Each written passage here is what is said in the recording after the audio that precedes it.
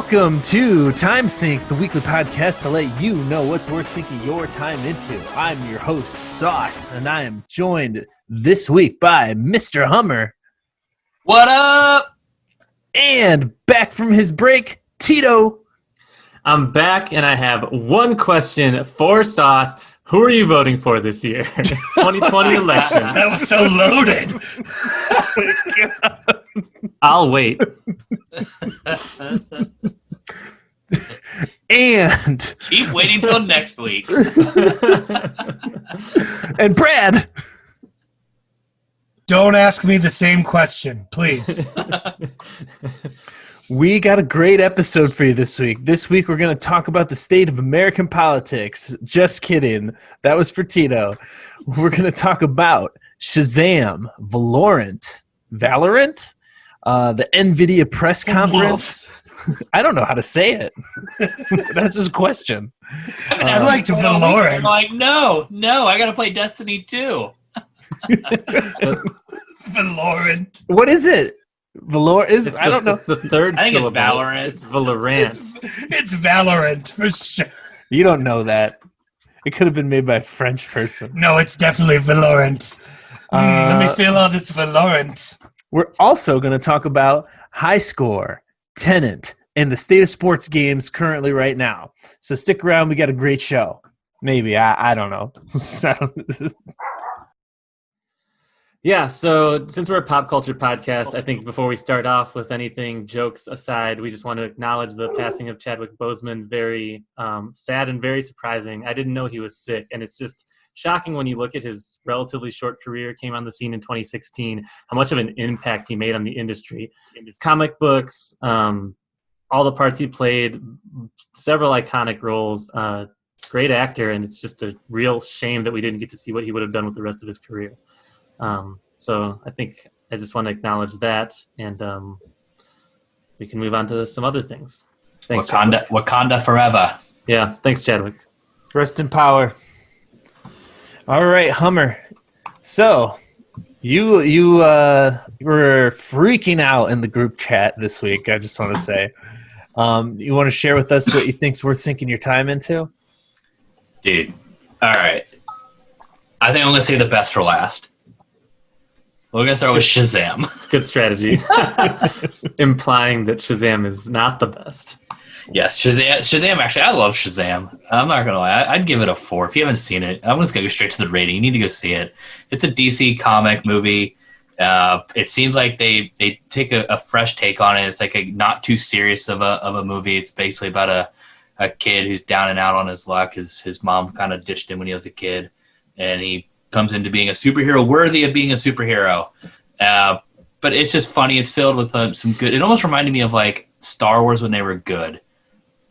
Like just like a good movie with a good plot, but humor tied into it, along with some decent dialogue and banter back and forth amongst the characters.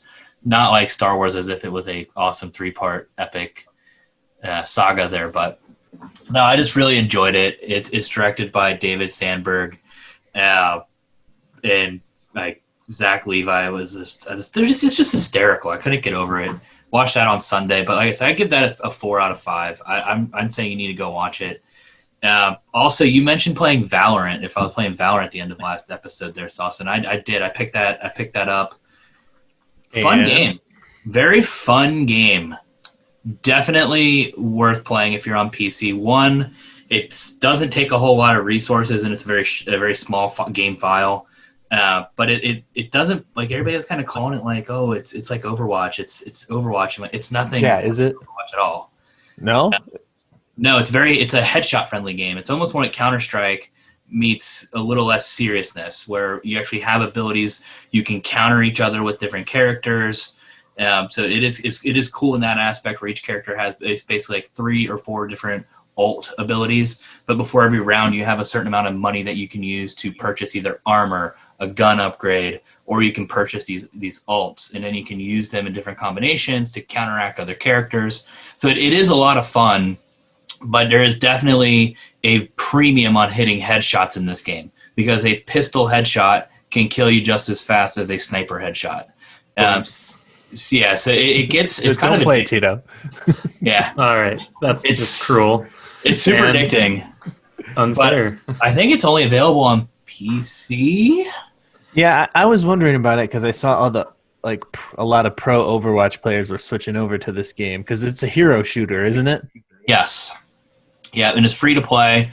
Yeah, as you play, you can unlock characters or you can pay to unlock characters. So it's basically more like a battle pass type of game. But it's also very it's low quality. I mean, from a graphic standpoint, it's really cartoony. It's but that's good because it makes the barrier to entry low. I'm almost positive you may be able to play this game on your laptop. As long as you have a semi-decent laptop, you don't really need a gaming laptop, I wouldn't think, for this, but should also be available on GeForce Now.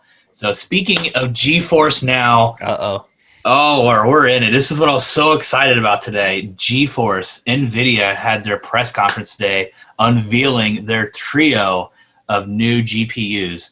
And not only was it this release so anticipated, it's crazy because you're looking at the Xbox Series X and where they're saying it is from a graphical perspective, and that's basically at the top end of what GPUs are available as of yesterday. And the GPUs that were released today, starting with the GTX 3080, is, without benchmarking and actually being able to see it working in action, is 2 times as powerful as the GPU that is in what they're saying is in the Xbox Series X and the PS5, which means that console gaming, in my mind, is dead because the pricing of these GPUs was harsh. The pricing is just insane. For $699, you're essentially getting a graphics card that is twice as powerful. You're putting yourself 5 years ahead of the next console. If they do a refresh of an Xbox Series X, you're 5 years ahead just by upgrading your GPU today. For $699, you could buy a new console plus extra controllers and. But I don't want to buy a new console. What weekend I could have with $699? With $699, I could pretend like I have friends and go out and be cool. I have Game Pass is only $5 for PC. It's not where it's $15 if you actually have the Xbox. So it's also cheaper in the long run when you're thinking about that way. So if you already own a PC, they finally gave you a reason to upgrade. That's super cool. But then just to get even like the best, slightly better than what's out today, that's $499. So they're essentially making the entry-level GPU of this year's top-end GPUs the price of a console. I have all kinds of follow-up questions. So, idiot layman console person like me, when you say GPU, so what it sounds like to me is you're describing like a really souped-up computer. Is that what you're talking about? Is it more than that? Is it like why is console gaming dead? It's just, for me, someone who's like not super computer knowledgeable, console games, it's easy. I pay my 60 whatever bucks, pop it in. I can play with all you guys and chat. It's easy, straightforward. Why is this better? And like what is it? Is it just a souped up computer? So console gaming isn't really dead. It's just, I want to say that it's being facetious.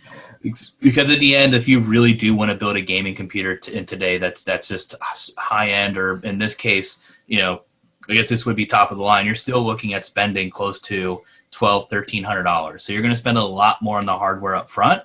The big difference here is, though, like for instance, the computer that I built has a mid-range GPU in it. When I want to take that component out, all I need to do to upgrade it now is just put this new GPU in. So I don't have to invest in a whole new gaming rig per se right now. I'm just going to invest in one component of it. So where a console, you're locked into that hardware until that next hardware cycle comes around. Whether it's being the Xbox One S or the Xbox One to the Xbox One S, which was really the same thing in a smaller package, to the Xbox One S, One X, and now you're getting into the Series X. The one thing that's going to be interesting, I think, with time, though, is Xbox is I have a feeling that you're going to see refreshes of the hardware more often than what we've seen in the past. I don't think we're going to see a major refresh in 7 years. I think they're going to shorten that cycle down to when we're seeing huge hardware improvements in these consoles. Yeah, so the GPU you're talking about, that's the graphics card, Tito. Yeah. So PC is really, really separating themselves now from what the console can do because, I mean, you can get 8K instead of 4K, and 4K hasn't even really caught on yet. Like people still playing on their 1080 TVs. A lot of people still don't have 4K TVs. Do you have a 4K TV? I hear 4K is really nice, so no. I do too. I've heard it's nice. Right. And Hummer doesn't even like 4K. He wants higher frame rate. Like, he wants it to be I feel like we had a conversation where Hummer told me 4K is bad, and so it's all been very. It's not that 4K is bad. It's just right now the hardware isn't capable of producing higher frame rates, and so when you're looking at gaming and you want to get into like what the professionals are looking at, they're looking at latency. They're looking at where your mouse or where your controller is versus what is actually being seen on the screen. And, with what your human reaction time is, you need that latency of the computer to be as close to real time as possible. So that way you can actually hit shots and not miss it just because simply your reaction time isn't fast enough because I guess let's put it this way. Xbox right now is 30 frames per second, right? So every single second you're going to get 30 images are going to flash on the screen. PCs right now can do, depending on your settings and your graphics and your monitor for that matter, can do say up to 240 frames in a second. So that image is going to show up more times on the screen. So if you're playing on a 30 and I'm playing on a 144, I'm going to see you three times as many times on the screen. So I have a better shot at hitting you. Now, if the hardware I'm using can get that latency to where what I'm doing with my mouse or my input and sync it up to the TV faster, I now have a better shot and I have an advantage over you. This appeals to someone like me who's really inaccurate on console gaming because it can't keep up with my movements and strategies. That's what it is.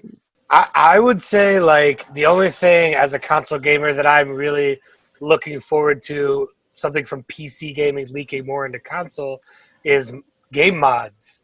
I mean, when Skyrim and Fallout both introduced being able to introduce user mods was something that console gamers haven't had, that PC gamers have had for years, that introduced just so many fun new things. User-created maps, missions, items, tweaks to the game, to the vanilla games, really funny things like whenever I sneak attack someone in Skyrim, it always goes, "Surprise, motherfucker!"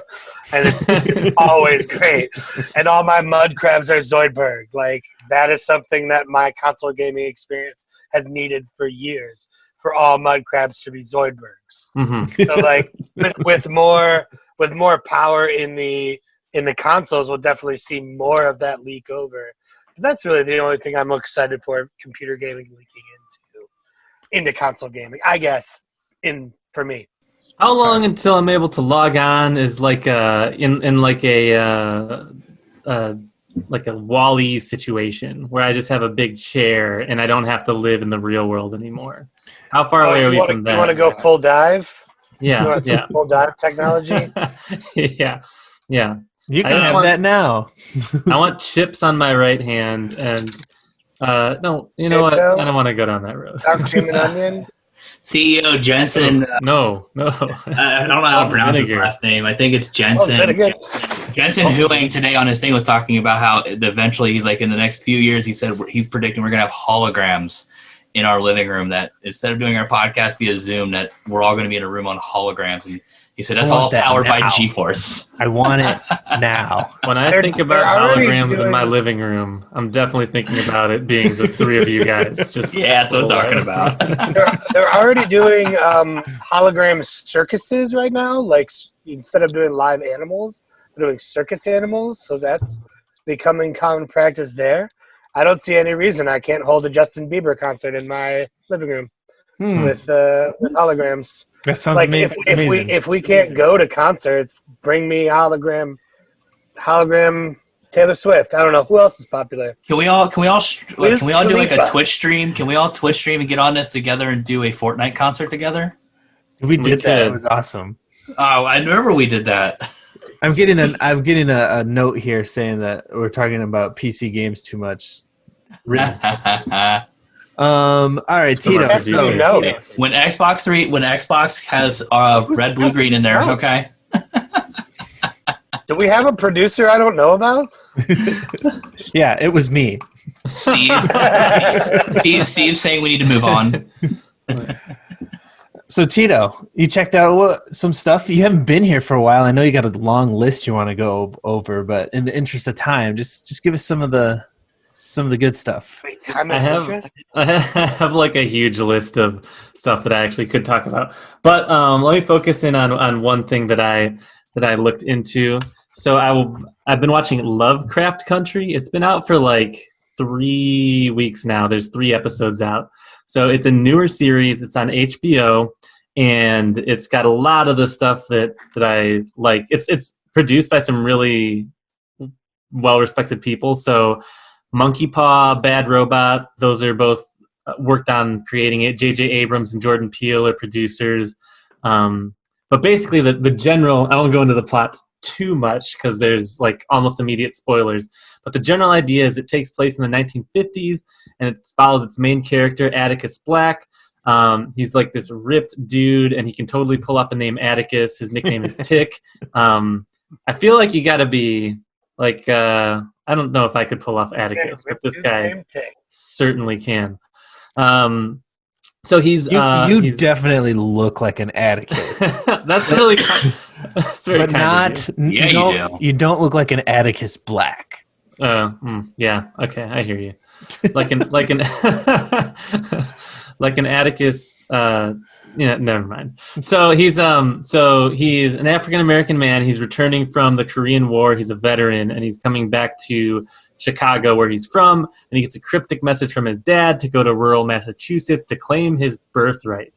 So he gets his uncle, his friend, who also happens to be a hot lady, and then they drive to Massachusetts, and then on the way they run into some troubles. Not everything is as it seems, and it goes from there. So the first 2 episodes are very weird. They're really weird. They're real out there, and it's exactly the kind of thing I like.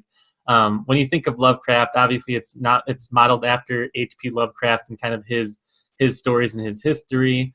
And he put some really strange stuff out there, and so it gets. And I was wondering if they're gonna go full into it, or if they were gonna kind of like halfway do some like dumb like pseudo horror stuff, but no, they're all the way in. It's really strange, and I really like it. It's a horror TV show, so there are a few cringy moments, but the end product ends up being really amazing. And then episode 3 is just like, I just watched it actually today. It's awesome. The music cues are amazing in episode 3. Like they hit every single one, and I think I just noticed it more because I had the subtitles on. But so it's probably just as good in the first 2 episodes. But the music cues are awesome. There's some really powerful imagery that puts you in the perspective of the main characters, and it's just a really great blend of stories that are interesting to me. So. Like I said, it's super weird. It's a nice balance of sci-fi evils and horrors, and then also like evils and horrors of the real world. And there's a big, yeah. So there's a big, so the main characters and everyone in it they're black, and H.P. Lovecraft, in addition to creating like iconic horror, is also like a huge racist. And I had just heard about that. And also when it first came out, I was like, this seems a little like it doesn't make a lot of sense. There's some cognitive dissonance here. And so I looked it up, and yeah, like I looked up a little bit about H.P. Lovecraft, and apparently he died in the mid-30s, 1930s. He was like largely unknown during his time and never supported himself with his writing. Everything became famous afterwards. And so his general obscurity allowed him to be like a massive racist. He defended the Klan. He was like a fan of Hitler. He described Hitler as like kind of frighteningly he called him a funny boy who's got some good ideas, something like that. And so then I tried to read a little bit more, and it's just like I had to stop because it's like really gross and virulent. And so it was a different time, though. It was a different time. Hey, even for the one article I was reading was like, so cool back then. We were all in blackface. Everybody did it. It was Canada. It was the early 2000s. It was the 80s. The 1880s. The article I read specifically was like, even for the times, it was bad. Oh, shit. That more than anything. Like, So they... Yeah, 30, but like, that guy was racist. That guy? Like, we were out there spraying people with hoses, but that guy was doing it just a little bit more maliciously. It was a little more.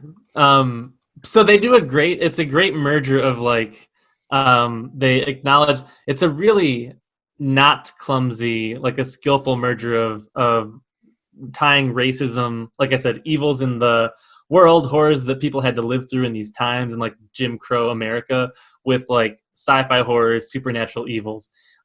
It's awesome. It's a good thing we don't have those kinds of issues anymore. It's a little it's kind of prescient. It's not prescient. It's relevant.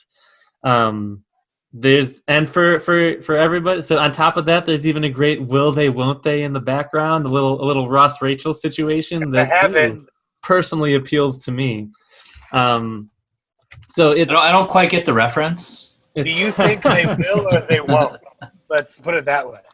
So you don't know, and there's a little bit of iciness due to a break that happened in the relationship prior to the show starting, and they reference it constantly. So they were on a break? Is that confirmed? Unclear. We were on a break! Unclear. Is that your Ross? That was my terrible David Schwimmer. Could it be any worse of a Ross impression? It was a way more Jewish Ross Kelly, if that makes any more sense. Anyway, it's good. I think all of you guys would have. So have any of you watched any of it? Mm-mm. Has anyone seen it? No, It's but good. I know H.P. Lovecraft. A lot of directors in the horror genre reference him a lot.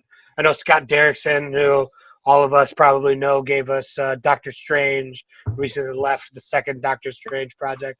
He talked a lot about wanting to bring H.P. Lovecraft's imagery and idea of horror into what he wanted to do. But other than that, that's my knowledge of H.P. Lovecraft. Hey. I really haven't read any of it, but the little bit of reading I did just about his background and like the kind of stuff he brought in, there's like, it's immediately relevant, all the influence he's had. So even talking about Doctor Strange, we'll tangent here a little bit. If you ever read the Doctor Strange comic books, he goes into like his magical universes, and he's in these like bizarre places with like tentacle monsters, and it's all Lovecraft references. Yeah. There's a lot of like alternate dimensions in Lovecraft apparently, where there's like unspeakable horrors, alternate dimensions, blah blah blah. I just like the how Lovecraftian it is to like go insane. Like the sanity of the characters plays a major role in it, and I think that's cool. Yeah.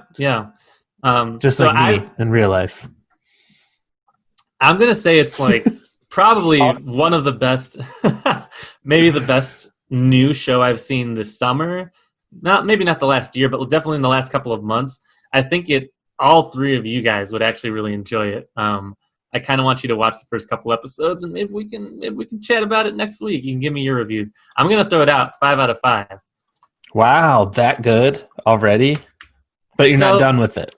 So that's the thing, is like it's 3 episodes in, and it's a TV horror show. It could get clumsy, cringy. It could definitely get worse as the season goes on, but it's off to a really good start. And the 3rd episode takes a turn, and they totally nail it. It's I love the 3rd episode. Oh, can I give a little taste for the visual listeners? This is my beer that I'm drinking today. I'm not going to say the name because you got to tune in and see. Wait. Vuct COVID. It's okay. Yeah, that doesn't make sense. He can read. If it could lick a dick. That's a throwback reference. I think the top letter is supposed to be a U melding into a V. Anyway, tune in to see, and Oh, it's from Ale Asylum in Madison, Wisconsin. We will sell out immediately if you want to sponsor us. So, thank Awesome. Thank you, Ale Asylum. Does that mean what you're going to buy all of them? Yes. Yeah. All right. So for me this week, I was really excited because there's a documentary coming out that I really wanted to check out. It's called High Score. Boring. Jen, you always review documentaries. Take that. You're Moving on. Double standards are allowed. So it's a Netflix documentary narrated by, and I'm going to butcher his name. Please do. It's Charles Martinet. I don't know how to pronounce it. He's the voice of Mario. He does all the, oh no, it's a me. Does he do the whole narration as Mario? Because No, immediately off. no, he does not. You actually wouldn't even know it's him. I just happen to have known that. But it's 6 episodes, 6 45 to 50-minute episodes, all about the history of video games. So they start with how video games were conceived, and they work their way up to about Doom. So they don't go all the way up until now. I'm trying to pull it up on my iPad real quick. I think it's pronounced Martinet. Yeah, I think so too. My first question Charles is, Andre Martinet. what's high score mean? Did I break the game? Mhm. Did I break it? What's high score mean? That's my first question. That's You mean, what are you we're talking gonna about find Grandma? out. Are you talking about Grandma's Boy? What? I quoted a movie? How I don't do impressive. that. Please sit on my face. Sick reference, you guys. I'm gonna have to call Brad, your your brother. references are the best. Anyway, so it's really interesting to see how different artists were inspired to create their games, or how they had to deal with the technology at the time and had to basically create the technology in order to make video games. It's extremely fascinating. They kind of dive into some of the historically underrepresented minorities, like trying to break into the industry. Like they tell a story about a first gay black man trying to get the first sports game made for Sega. They go into An Italian plumber who they told him he was never going to be a big character, and he had terrible ideas, and he somehow became a star. yes. Well, Oh, he you've seen it. He was just Jumpman to start. Yeah, he was. They go into that. They go into the origin of Mario, the origin of Sega, the origin of Sonic. It's super fascinating. Just how everybody is basically, everything they do is revolutionary for the time, because the first person to create 8-bit graphics, first people to include audio into the games, the first people to make a 3D world, creating the first multiplayer game with Doom. There's so many stories. It's hard for me to think of like specific ones, because the whole time I'm just like, this is amazing. I'm enjoying it. So I definitely recommend checking out this documentary if you're a fan of video games. It's very well produced. It's got a great narrator, and they go into some really interesting stories that are very pivotal and very historic for how video games came to be. Definitely a 4 out of 5. Even if you don't like video games, it's a really good documentary.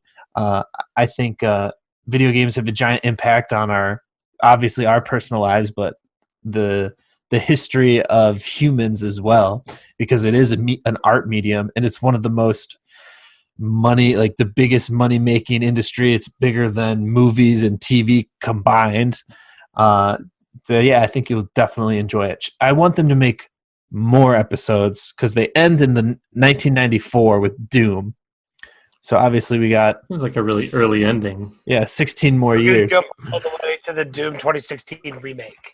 We're gonna jump there. They do show that in there. They show like a lot of modern video games to like compare like the evolution of like whatever idea they're going over at the time. But they're like, but let's take you back to where it all started. Exactly. One thing I thought was really cool is how Shigeru Miyamoto, the creator of Mario and Zelda and a lot of Nintendo games, was trying to figure out how to do 3D graphics, and he's went on vacation into a Japanese temple that had all these arches that looks really beautiful, but you like when you're walking under them, a bunch of arches up a stairway. It's like going through gates in Star Fox, and that's how he came up with the idea for Star Fox, because it was also like a shrine to a fox. That was really cool. I'm trying to think and how Nintendo had a really big lawsuit that they had to defend themselves against, and if they lost, like the company would have gone under and they wouldn't be Nintendo today. So the lawyer that represented them in that case, his name was John Kirby, and they dedicated the Kirby franchise to his name. I hope he looked like Kirby. I hope he just pudgy little pink guy. He Character is. design was based off of him. He's like a big bald-headed white guy. Just ate everyone and took their powers. He was actually a terrible lawyer, but he sucked up the opposing lawyer, who was an excellent lawyer, and then won the case. That's exactly what happened. I learned an interesting fact about Sonic. So it's Sonic and Tails are pretty unlikely friends because foxes eat hedgehogs pretty regularly. They when the hedgehog curls up, the fox will pee on it to make it uncurl so they can eat the Tails is just biding his time. Thanks, Reddit. I'm so glad Reddit. that I know that now. That's amazing. Yeah, I love video games, Really and good for the documentary you were talking about. It's almost like we need more history of video games. Like you mentioned it, they stopped at Doom 3. Is that what you said? Was it Doom 3 stopped at? The first Doom. The first Doom. He stopped at the first Doom. And not that video games didn't really weren't taking off already, but I mean, I feel like all of us here, we all played the first Doom on a crappy computer, or I don't know. I don't even remember the crappy computer. I was so young. I couldn't even tell. I was playing a Doom on a freaking computer at my uncle's house, trying to make it work. Probably had a terrible GPU. So I don't even think GPUs actually existed at that point back then. I still think they were all integrated. But It doesn't matter. We all remember playing that game and then just watching it kind of explode from there. Every single year, I remember, not every single year, but every few years, opening up for Christmas, making you really want a Nintendo 64, or you were a PlayStation 1 person, so you were just like, come on, and then just how it kind of it's always been a part of our lives. In our homes, it's always been a part of our lives, and for a lot of people, that's not the case. At least for these boomers. Wouldn't a documentary covering more modern gaming just shed a light on how the corporate side of gaming is destroying the artistic side of gaming? Well, Is it? you can say that about any industry, movie industry, I mean, music yeah, that was industry. my anti-corporate plug that I was putting in there. But I mean, sure, it ruins it for the games like Call of Duty, but I mean, there are definitely some artistic games I think still around. yeah, but now They get bought by big studios. Yeah. Then they get destroyed, dismantled. They're 10 different studios work on one project now that don't even talk to each other, and they just destroy lots of stuff. yeah. I love video games, and I love talking down to people, so I'm sure I would love a documentary about video games. So I'm pumped for this. I'll definitely check it out. Yeah, I will too. Yeah, and Hummer, you actually reminded me of a story in it where the Doom was the first open source game too. So they put their code online so people could mod it. So tying back into what Brad was talking about, that was the first one. So people would hack the game, and not really hacking because they'd let everyone do it and do what they want. And that's actually, I never played the original Doom, but I played the original Chex Quest, which is the Chex cereal branded version of mod of the game. Is that a thing? And it is a thing, and they made a remake of it this year. So you can play. I have it on my computer right now. I can show you. Like Chex Mix Doom? Yeah, it's Chex Quest. You play as a Chex space ranger, and you have to shoot globs of phlegm with your laser. It's amazing. All of this makes sense to me. Yeah, so definitely check it out. I give it a solid 4 out of 5. I also finally went to the movies. Going to the movies is my most favorite thing in the world, and I have not been able to go to the movies. Are you feeling sick? I love going to the movies. Are you feeling okay? The movie theater did a really good job about social distancing and cleaning, so don't worry, I'm fine. But I was inspired to go back to the movies because I had to see Tenet. I knew it was a Christopher Nolan movie, so I didn't watch any trailers for it. I didn't want to know anything about it. I knew it was going to be good because it's Christopher Nolan. This movie will invert your brain. If you didn't... Shut up, Brad. If I saw it with Brad in the theater, by the way. Philadelphia. Philadelphia is low-key the theme of this movie, and you won't understand that. Seriously? Yeah, until you see the movie. How does it end? Well, it ends how it begins. Let me tell you how real quick. Let me spoon feed it to you like they did at the very end of the movie. No, I'll let me go first. So if you're one of those people that didn't get Inception, or like it took you a long time to understand Inception, don't go. Don't. Was it a dream within a dream within a dream? Crazy. In a dream? No, the concept's crazier than that, if you can believe it. Did he die in a dream? No. Yeah. No more dreams. I don't understand how people didn't get Inception. That makes zero sense to me. But I totally got it. Why don't you just explain it really quickly so everyone knows that how easy it is to understand. So I am going to give you the easiest, simplest summary of this movie that I can. It's a time travel movie. Yeah, go ahead, Tito. Be very gentle, because I was being facetious, but I actually really want to see this movie, and I want as little spoilers as possible. I know that there's some light time travel in it. I just like the idea. Be very gentle. There is not light time travel. There is heavy time travel. All right, but that's not gentle. So basically, and they say this in the trailer, the premise is there is a man who is getting information from the future on how to assemble a bomb to use it to destroy the flow of time and destroy the world. So the premise of the movie is they're trying to stop that. That's the simplest explanation. Save the world. To save the world, right? But where it gets super Christopher Nolan-y is like how that time travel stuff affects how the story's being told and the narration of the movie. There are now, thanks to Endgame, people understand there's the Back to the Future type of time travel. You go back, you change the past, you come back to the future, and it's different. Then Endgame, there's the quantum realm, alternate timelines that whatever you change doesn't change our timeline. You just come back to our timeline. You change a different timeline. This is not either of those. It operates on the premise that time is kind of like a loop-de-loop. So time is linear. Whatever happens, happens. But what's really, really cool... And I don't know if I should say this because I don't want to spoil anything. Well, anyway, don't say I'm not gonna say it. I'm not gonna say it. You always fucking. I mean, while you're talking about it, though, are the Avengers assholes for messing with other people's timelines? Like, no, because did Captain they America screw other people's timelines. He put the stones back, so they're good.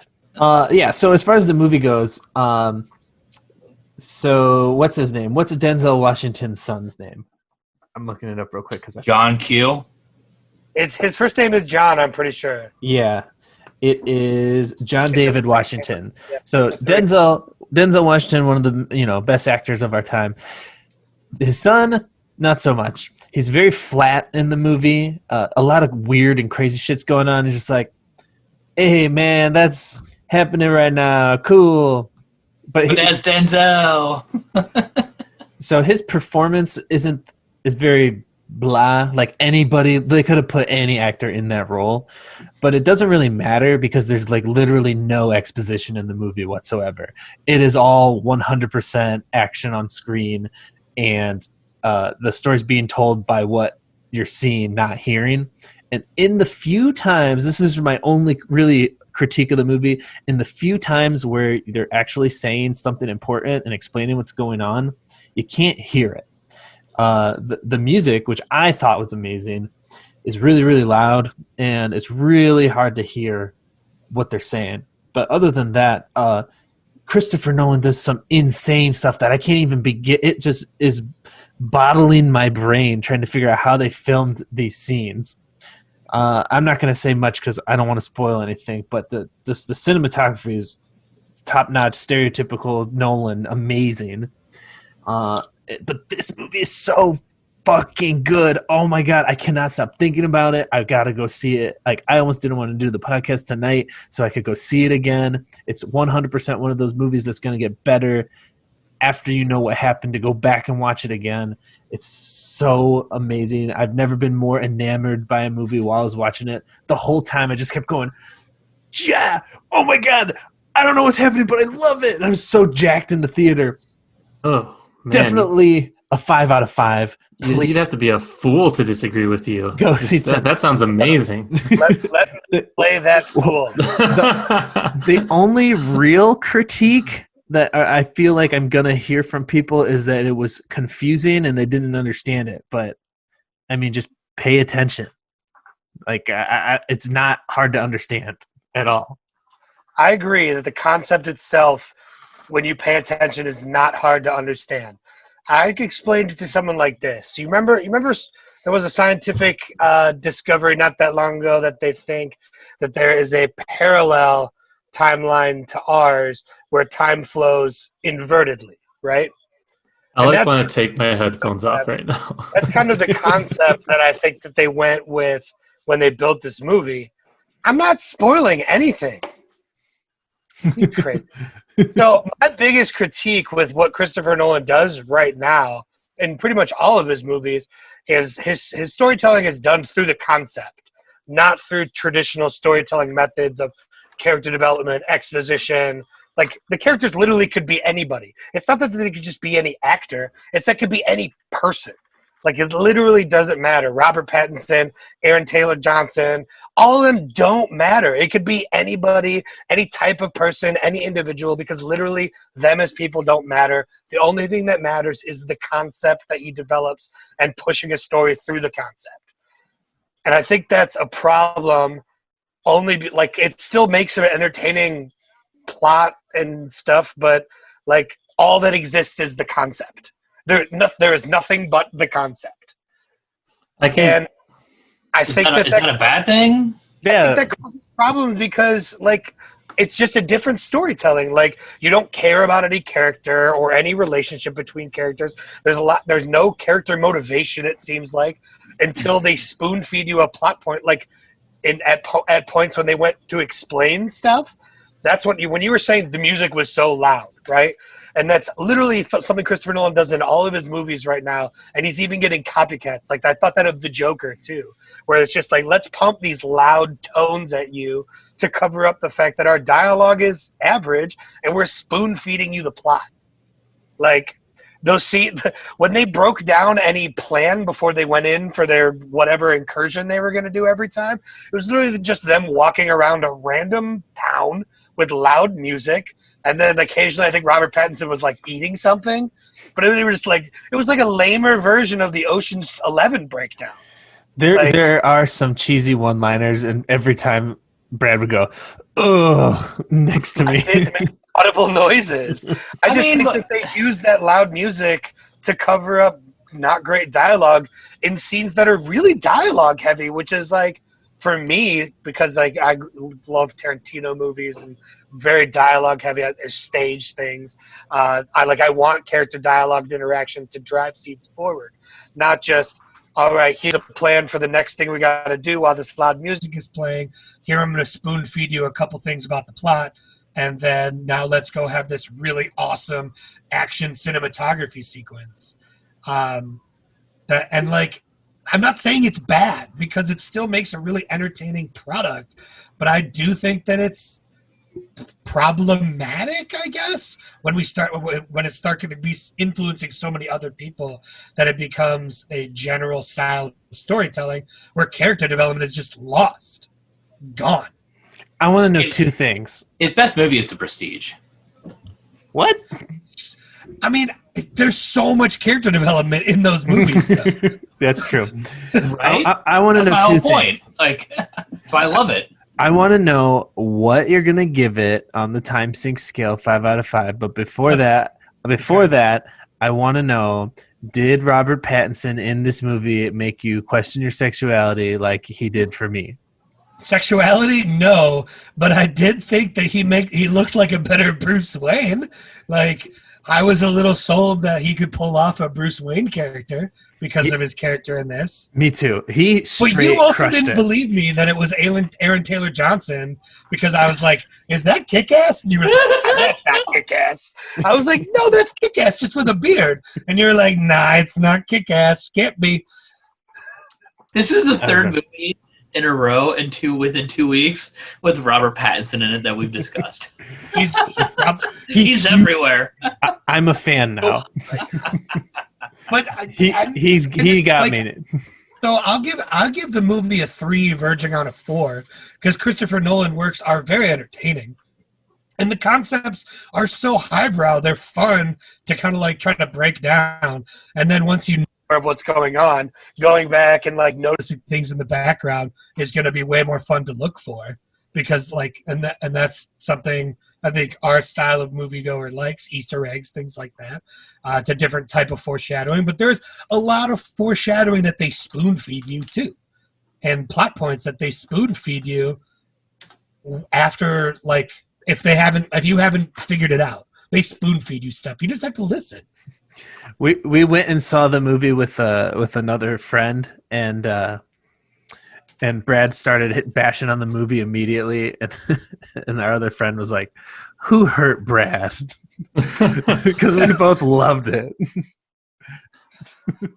I just enjoy being critical. Did you have popcorn? That's my kink. Did you get popcorn? Yeah, of course it did. I can taste it. I miss it so much. So what'd you give it, Brad? What score? I'd give it a 3 verging on a 4. Like, I think it's really entertaining and definitely better in the movie theater, because I love that loud music stuff, but you get fisted by it.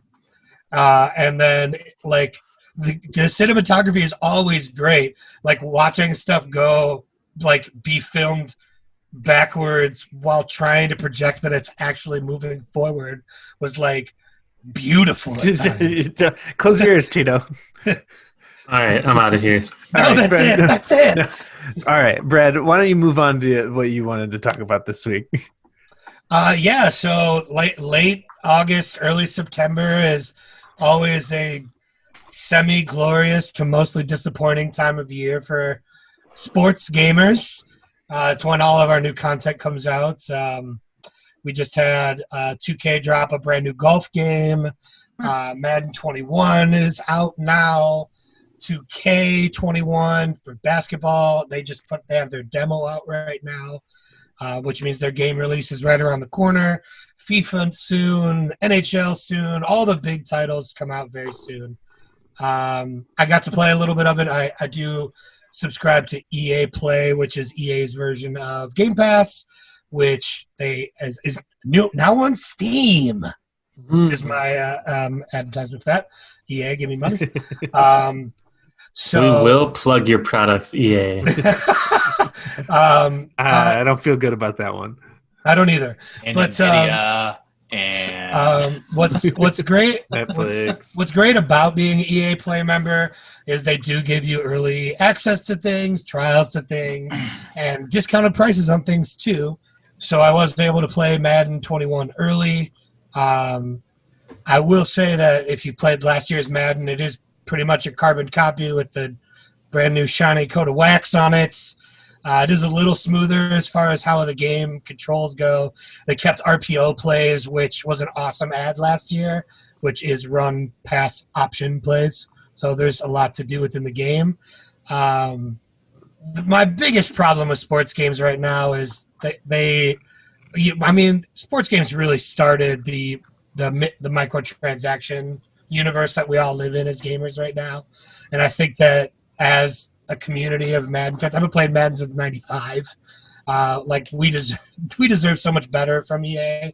Yeah. I think the titles at this point are so lachrymose as far as updates go every year that it should be following all of the other Fortnite titles and things like that. And I'm not even saying making it free to access, but we should only be seeing a hard copy of this game once every 4 or 5 years now. They could just update the rosters. Roster update, a little bit of software to make things smoother. But until they update the actual game engine that they run on, we don't see anything crazy progressive.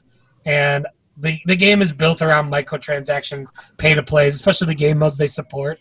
The ultimate teams that are a combination of trading card games and gameplay and new updates and things like that. Those are very much built around microtransactions, and they make a lot of money doing it. I think we're at the point where they can give a little bit.